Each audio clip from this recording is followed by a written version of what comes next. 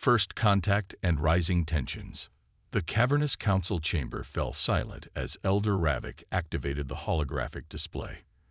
The ancient Kelforan's wrinkled blue hands trembled slightly, betraying his concern.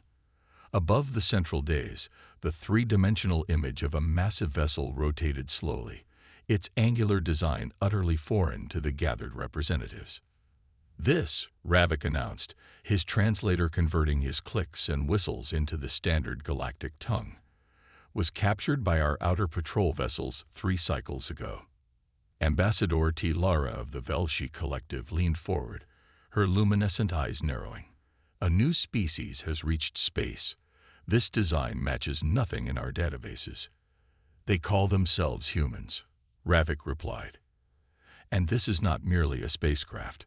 Our analysts classify it as a dedicated war vessel, a battleship." The chamber erupted in murmurs and exclamations.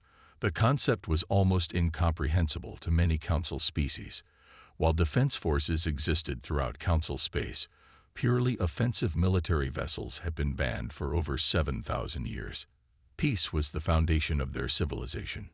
Admiral Zex Terrell, the militaristic Krex representative, pushed his way to the front of the chamber. Unlike most council members, the Krex maintained a substantial defensive fleet. "What are its capabilities?" "Weapons systems." "Does it pose an immediate threat?" Ravik's secondary eyelids flickered, a sign of distress. "Unknown. But our deep space telescopes have observed them testing weapon systems of concerning power." "There is more," interjected Archivist Madri, a stooped figure covered in translucent scales. "The human vessel appears to match the description in the Prophecy of Shadows." The chamber fell deathly quiet. The prophecy, an ancient text predating the Council itself, spoke of a species that would emerge from darkness with ships of war to challenge the established order. Most considered it superstition, yet its warnings had persisted through millennia. "We cannot base diplomatic policy on ancient myths," T. Lara said firmly. "We must establish contact, learn their intentions." "Agreed," said Ravik. "But we proceed with caution. The Council will send an envoy to meet this vessel at the edge of the Helios sector." Captain Diana Chen stood on the observation deck of the UES Invictus, Earth's first true deep space battleship. Through the reinforced viewports, she watched the swirling gas clouds of the nebula they dubbed the Azure Veil. The ship had been her home for 8 months now, carrying humanity's hopes into the unknown. "Beautiful, isn't it?" The voice belonged to Dr. Marcus Adebayo, the mission's chief xenobiologist. "Hard to believe we're the first humans to see it." "Not for long," Chen replied. "Once we establish this outpost, the colonization fleets will follow." Earth's population had reached critical mass. Even with sustainable practices and lunar settlements, humanity needed room to grow. The Invictus represented humanity's future, a vanguard into the stars. "Captain," Lieutenant Commander Jackson's voice came over the comm. "We're detecting multiple vessels approaching from Sector 7. Chen's relaxed posture instantly vanished. "Classification: unknown, Captain. But they're big. And they're on an intercept course." "Battle stations," Chen ordered, already moving toward the bridge. "But hold fire unless I give the order. This could be first contact." Minutes later, she watched as 7 sleek vessels surrounded the Invictus. Their designs varied, but all bearing similar markings, a stylized spiral galaxy with 12 stars. "They're hailing us, Captain," reported Communications Officer Reyes. "Audio and visual." "On screen," Chen commanded, straightening her uniform. The view screen flickered, revealing a creature unlike anything humanity had imagined. Tall and slender with 4 arms and iridescent skin, it regarded them with multifaceted eyes. "Greetings, vessel of Earth," it said in perfect English. "I am Envoy Theliv of the Galactic Council. We have been observing your approach into our territory." Chen's mind raced. They knew English. They knew about Earth. "I am Captain Diana Chen of the United Earth ship Invictus. We come in peace, seeking new worlds for our people." A curious claim, Philip responded, from a ship designed for war. The Invictus is equipped for defense, Chen countered. We explore unknown space. Preparation is prudence, not aggression. The alien's expression remained unreadable. The Council invites you to our nearest diplomatic outpost to discuss your intentions. You may bring a small delegation. And if we decline, Chen asked, then you will be escorted back to your solar system. Council space is not open to unauthorized military vessels. After the transmission ended, Chen gathered her senior staff in the conference room. The mood was tense. It's a trap, stated Security Chief Romero bluntly. They'll study our technology, maybe even confiscate the Invictus. Or it's a legitimate diplomatic overture, countered Dr. Adebayo. They could have attacked if they wanted to. We don't know their capabilities, Chen said, but we do know they've been watching us. For how long? And why reveal themselves now? The ship's AI, projected a star chart. Based on the envoy's coordinates, their diplomatic station is here, at what we've designated Ta City, 6 hours at standard drive. We go, Chen decided. Minimal delegation, myself, Dr. Adebayo, and Commander Jackson. The Invictus remains at ready status under Major Romero's command. The diplomatic station orbited a barren moon, its gleaming spires and domes stretching for kilometers. Inside, representatives from a dozen alien species observed the humans with reactions ranging from curiosity to undisguised alarm. The council chamber awaits, Philip announced, leading them through corridors filled with technology far beyond Earth's capabilities. Chen felt the weight of the moment. Humanity's first diplomatic engagement with an interstellar community could determine their species' future for centuries. The chamber itself was a vast amphitheater with tiered seating. At its center stood a dais where 3 particularly distinguished aliens waited: Elder Ravik, Admiral Zexteril, and Ambassador Tilara. Humans, Ravik began, you stand before the High Council, governing body of 37 spacefaring civilizations spanning this galactic arm. We're honored, Chen replied, and grateful for this opportunity to establish peaceful relations. Admiral Zexteril stepped forward, his reptilian features set in a scowl. Your vessel carries enough firepower to destroy a small moon. Explain your purpose.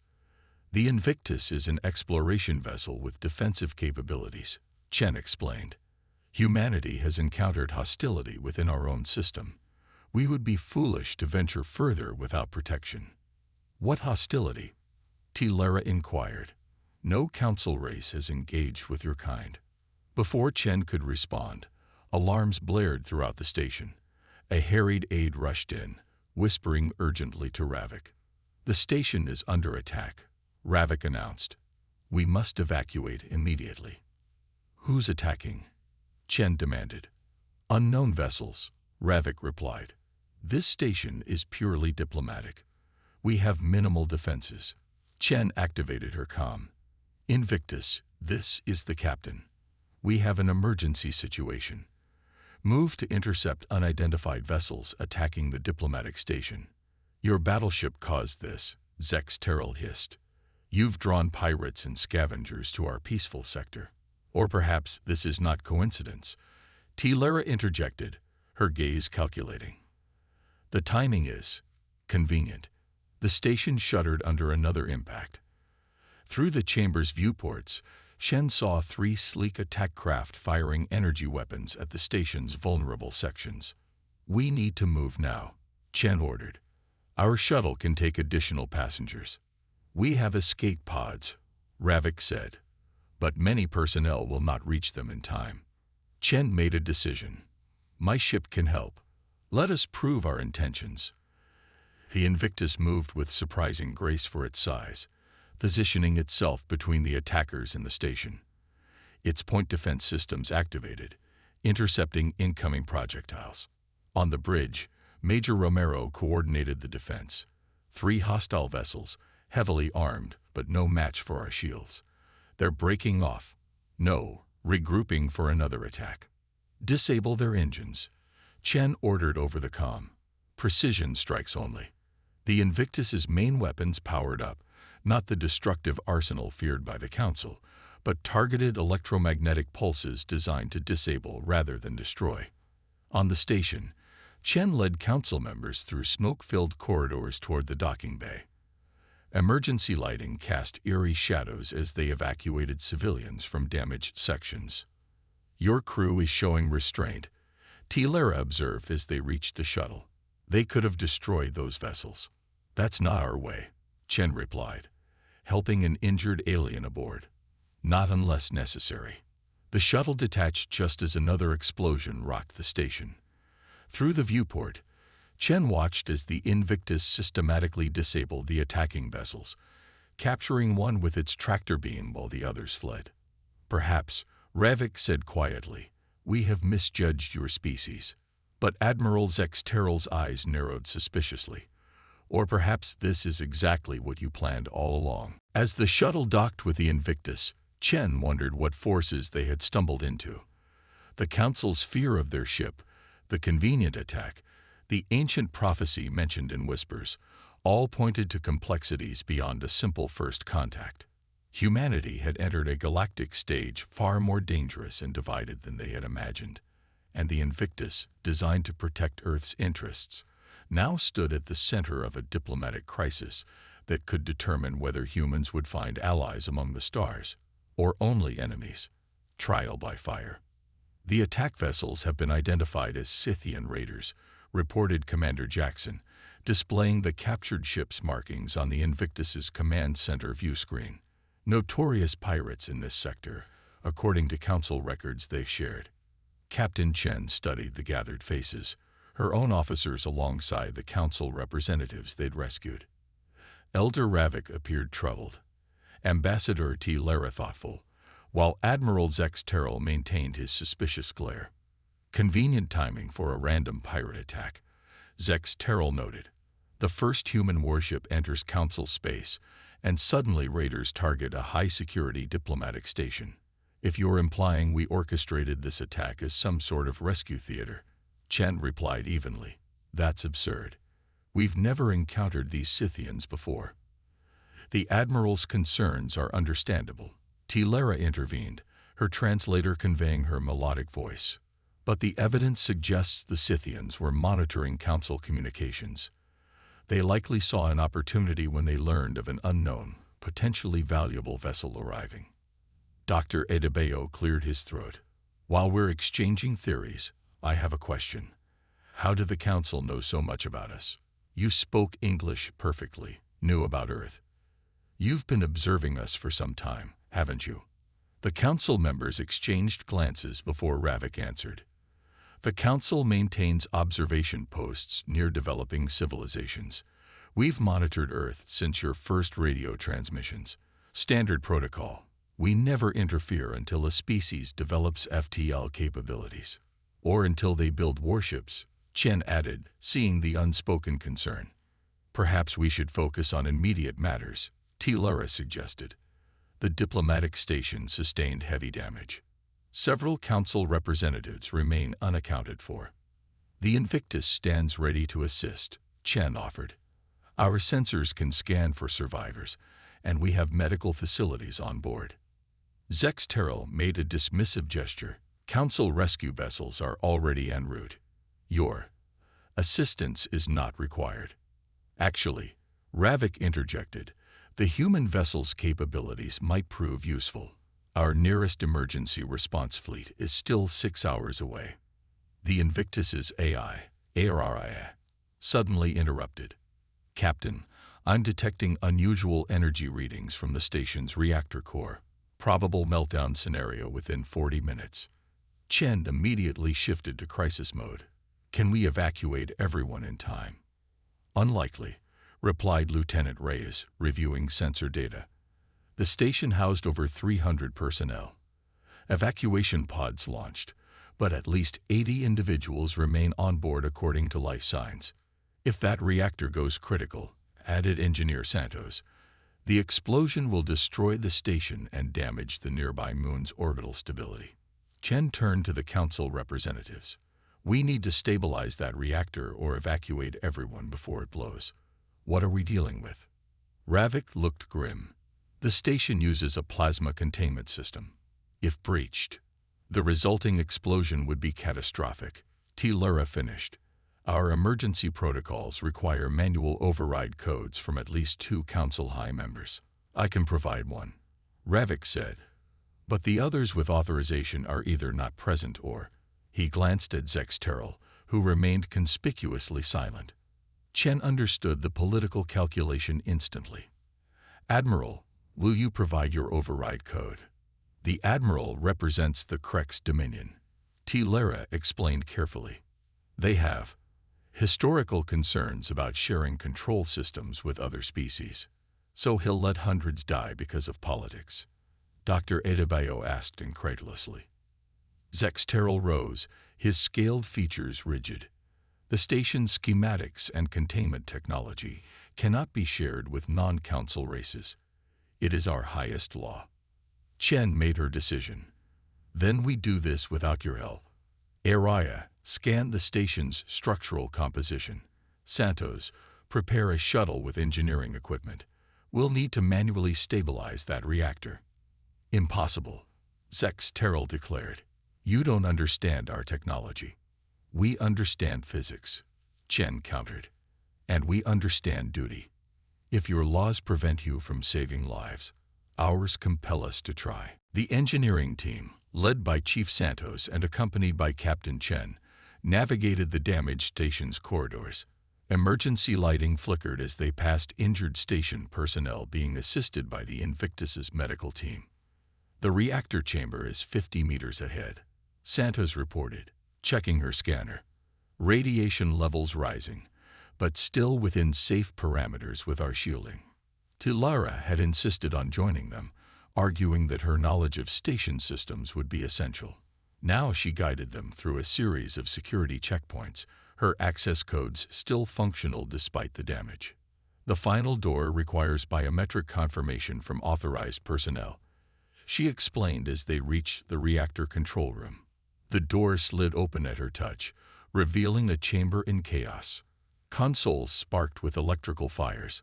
Warning lights bathed everything in pulsing red. Through an observation window, they could see the reactor itself, a swirling mass of contained plasma growing increasingly unstable. Containment at 62% and falling, reported Engineer Patel, scanning the alien consoles. We have maybe 20 minutes before total failure. Can we initiate an emergency shutdown? Chen asked. Lara moved to a central control panel. Not without the override codes. The safety protocols are designed to prevent tampering. Santos studied the reactor schematics displayed on a functional screen. The principle is similar to our fusion reactors, just more advanced. The plasma is contained by overlapping magnetic fields. What if we reinforced those fields externally? Chen suggested. The Invictus has electromagnetic field generators we use for shield modulation. Theoretically possible, Santos agreed, but we'd need to synchronize with their system. Without access codes. I may be able to help with that, came a new voice. They turned to see an injured council technician leaning against the doorway. I'm Naren, chief engineer. I heard humans had boarded to assist. We need to stabilize the reactor, Chen explained. But we can't access the control systems. Naren limped to a console. I don't have override authority, but I can create a diagnostic bypass. It won't allow shutdown, but it could give you access to the field modulation systems. As Naren worked, the station shuddered violently. Containment down to 50%, Patel warned. Structural integrity of the reactor chamber is compromised. Araya. Chen called into her communicator. We need those field generators now. Have a shuttle deliver them to the station's main cargo bay. Already en route, Captain, the AI responded. ETA 3 minutes. What followed was a desperate race against time. Human engineers working alongside station personnel rigged the Invictus's field generators to interface with the alien technology. Lara and Naren provided crucial guidance. translating technical specifications and warning of incompatibilities. The frequencies aren't harmonizing, Santos reported as the first attempt failed. We need to recalibrate. Containment at 38%. Patel updated grimly. Reactor temperature rising beyond critical levels. Chen watched her team work with calm determination. They had trained for emergencies, if not this exact scenario. What if we used the shuttle's power core as a buffer? Create a feedback loop that would absorb the energy spikes. Santos' eyes widened. That could work, but we'd sacrifice the shuttle. Better than sacrificing the station and everyone on it, Chen replied. As they implemented this desperate solution, Chen noticed Tilara watching them with what appeared to be amazement. Problem? Chen asked. Your species, Tilara said quietly. You're adapting to completely alien technology on the fly. Most species require years of cultural exchange before attempting integration. Necessity is a powerful motivator, Chen replied. And humans have always been good at improvising. The station rocked again as another system failed. Warning klaxons blared, announcing imminent reactor collapse. Now or never, Santos called, making the final connections, initiating harmonization sequence. The lights dimmed as power diverted to the makeshift stabilization system. For several tense seconds, nothing seemed to happen. Then, gradually, the wild fluctuations on the reactor monitors began to steady. It's working, Niren exclaimed. Containment levels stabilizing at 42%. Not safe, but no longer in immediate danger of explosion.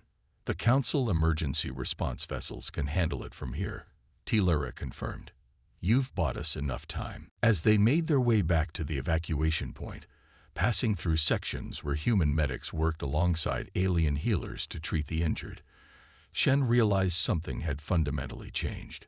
The suspicion they'd faced upon arrival had transformed, at least among some council members, into reluctant respect. Back aboard the Invictus, Elder Ravik formally addressed the human officers and council representatives in the ship's conference room. Captain Chen, the council owes you and your crew a debt of gratitude. Your intervention saved many lives today. We did what anyone would do, Chen replied. It was the right thing. Admiral Zex Terrell snorted derisively. Noble words from a species that built a warship as their first interstellar vessel. Perhaps that warship is the reason we're all still alive, countered Tilara. Had the humans not intercepted the Scythian raiders? Convenient timing, Zex Terrell interrupted. Too convenient. Ravik raised a hand for silence. Recent events have indeed raised questions. Our intelligence now suggests the Scythian attack was not random. The raiders were specifically targeting the diplomatic meeting. You think someone wanted to sabotage first contact between humans and the Council? Dr. Adebayo asked. It appears increasingly likely, Ravik confirmed. The question is, who benefits from such sabotage? A holographic projection activated in the center of the table, displaying a stellar map of Council space. Various territories were highlighted in different colors, showing the domains of member species. The Council is not as unified as we initially presented, Tilara admitted. There are factions with competing visions for our future. The expansionists, led by the Krex, Ravik explained, nodding toward the still scowling admiral, believe the Council should be more assertive, claiming new territories and resources, while the preservationists advocate minimal interference with developing worlds, added Tilara. Both sides have maintained an uneasy balance for centuries. Chen studied the map, and humanity's arrival disrupts this balance. Precisely, Ravik confirmed. Your technology, your adaptability, your obvious military capabilities, all make you a potentially valuable ally to either faction, or a threat to be eliminated, added Commander Jackson. There is another concern, Ravik said hesitantly. The ancient text known as the Prophecy of Shadows speaks of a species emerging with ships of war during a time of council division. This species would either herald a new era of peace and advancement, or trigger the council's collapse and a return to the dark times, finished Tilara. Many dismiss it as superstition, but others take it quite seriously. You're saying some council members might view us as fulfilling this prophecy? Chen asked incredulously. Fear of the unknown is a powerful motivator, Ravik replied, even for advanced civilizations. The Invictus suddenly rocked violently, throwing several people from their seats. Alarm klaxons blared throughout the ship. Captain to the bridge, came Lieutenant Rice's urgent voice over the comm. We're under attack. Multiple vessels, Council battlecruisers bearing Krex markings. All eyes turned to Admiral Zex Terrell, whose mandibles clicked in what might have been satisfaction. It seems, he said, the Council has made its decision regarding humanity. Chen rose, her expression hardening. We'll see about that. Security, escort the Admiral to the brig. The rest of you with me to the bridge. As they rushed through the corridors, Tilara matched pace with Chen. Captain, you should know the Krex do not speak for the entire Council. What they're doing is unauthorized. Then help me end this before it becomes a war, Chen replied grimly. Because the Invictus won't go down without a fight. A new order. The bridge of the UES Invictus thrummed with tense energy as tactical displays showed 5 Krex battlecruisers in attack formation. Their sleek, predatory designs contrasted sharply with the more utilitarian human vessel. Shields at maximum, reported Commander Jackson. Weapons systems online, but not yet targeting. Captain Chen stood at the center of the bridge, flanked by Ambassador Tilara and Elder Ravik. The Council representatives looked shaken by this unexpected escalation. Open a channel, Chen ordered. Let's see if we can resolve this without bloodshed. The main view screen flickered to life, revealing a Krex commander.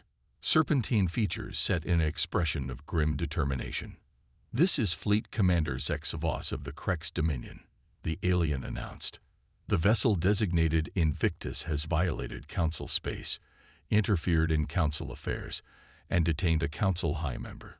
You will power down all systems and prepare to be boarded. This is Captain Diana Chen. We responded to an attack on a diplomatic station and saved hundreds of lives, including Council representatives. We detained Admiral Zex Terrell because he appears to be orchestrating unauthorized military action. Unauthorized. The Krex commander's scales rippled with what might have been amusement. The Admiral speaks with the full authority of the Dominion. The human vessel represents a clear threat to Council security and must be neutralized. Elder Ravik stepped forward. Commander Zex Voss, I speak as Council Elder. Your actions are not sanctioned by the full Council. Stand down immediately. The old ways are failing, Elder, Zex Voss replied dismissively. The expansionist factions have agreed. This human incursion provides the opportunity we need to reshape the Council. The prophecy will be fulfilled on our terms. The transmission cut abruptly.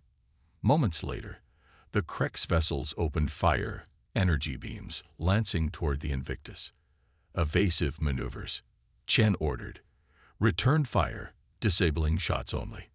Target engines and weapons systems. The massive human battleship responded with surprising agility, its advanced propulsion systems allowing it to slip past the brunt of the initial assault. The Invictus's own weapons fired in precise, controlled bursts, targeting specific systems rather than attempting to destroy the enemy vessels outright. Captain, Tilara said urgently, the Krex tactic is clear. They're isolating us from potential allies. This engagement will be presented to other Council races as evidence of human aggression. Then we need witnesses, Chen replied. Area. Broadcast all sensor data and communications on all frequencies. Make sure every Council world can see what's really happening here. Compliance may violate Council communication protocols, the AI responded. Do it anyway, Chen ordered. Transparency is our best defense. As the space battle intensified, Engineer Santos reported from below decks. Captain, we've analyzed the Krex weapon signatures. Their primary systems are based on quantum disruption, designed to overwhelm shields through phase shifting. Can we adapt? Chen asked, gripping her command chair as another blast rocked the ship. Already implementing modifications, Santos confirmed. But it's not just their weapons. I'm detecting unusual energy readings from their flagship. Something big is powering up. On the tactical display, the largest Krex vessel had taken position behind its escorts, maintaining distance while the others engage. They're deploying a superweapon, Ravik said, his voice trembling. The Void Lance, a forbidden technology from before the Council formed. It can tear a ship apart at the molecular level. How do they have access to forbidden weapons? Chen demanded. The Krex have always been collectors of ancient technologies, T-Laret explained. But deploying such a weapon would violate our most sacred laws. Incoming transmission, announced Lieutenant Reyes. From multiple sources. The view screen split into several sections, showing the faces of various council representatives, species Chen had not yet encountered. This is High Counselor Mextora of the Felisian Collective, announced a crystalline being. We are monitoring this unprovoked attack on the human vessel. All council members are witnessing this violation of our most fundamental principles. The Krex action is unauthorized, added another alien, this one appearing almost plant-like. Peacekeeping fleets from 3 council races are en route to your position. Commander Zexavos appeared on another section of the screen, his composure clearly shaken. The humans represent a threat who saved council lives while you endangered them, countered Mextora. Stand down immediately or face sanction. As the political drama unfolded, ARA issued an urgent alert. Captain, the Void Lance is reaching critical power levels. Estimated firing time in 30 seconds. Chen made an instant decision. Target their weapon array directly. Maximum precision. The Invictus's main cannon, a technology humanity had developed but hoped never to use in anger, powered up. A concentrated beam of energy lanced out, striking the Krex flagship with surgical precision. The Void Lance emitter exploded in a cascade of secondary detonations that rippled along the vessel's hull. Direct hit, reported Commander Jackson. Their weapon system is neutralized. No catastrophic damage to the vessel itself. The Krex ships hesitated, clearly receiving new orders as the political situation shifted. One by one, they powered down their weapons. The Krex fleet is standing down, Jackson confirmed. Incoming vessels from 3 other council races on long-range sensors. Chen exhaled slowly, the tension of battle still thrumming through her body. Stand down to defensive posture. Keep shields up but power down offensive systems. Elder Ravik approached, his ancient features showing something between amazement and profound relief. Captain, you could have destroyed them. That precision strike was necessary to protect both our ships, Chen finished. The Invictus was designed with overwhelming firepower, yes, but also with precise control. We don't believe in unnecessary destruction. And that, T-Laret said quietly, may be why the prophecy speaks of your kind. 3 days later, Captain Chen stood in the Grand Council chamber on Harmonium, the Council's capital world. The vast amphitheater housed representatives from all 37 member species, their diverse forms filling tiered seating that spiraled upward for hundreds of meters. The emergency session had been called specifically to address the human question and the Krex insurrection. Admiral Zex Terrell stood in the defendant's circle, his once proud bearing diminished by the formal censure of his peers. The evidence is incontrovertible, declared High Elder Madri, the Council's supreme adjudicator. Admiral Zex Terrell conspired to provoke conflict with the human vessel and seize control of the Council through military action. The Krex Dominion's membership status is hereby suspended pending internal reforms. Chen watched the proceedings with a diplomat's neutrality, though inwardly she felt a complex mix of vindication and concern. Beside her stood Commander Jackson and Dr. Adebayo, representing the military and scientific aspects of humanity's first contact team. Captain Chen, Madri continued, please approach the circle of voice. Chen walked forward, feeling the eyes of hundreds of alien dignitaries upon her. The circle, a platform in the chamber center, illuminated as she stepped onto it. "Humanity stands at a crossroads," Madri announced. "Your arrival has exposed divisions within our council that have festered for generations. Some see this as calamity. Others see opportunity.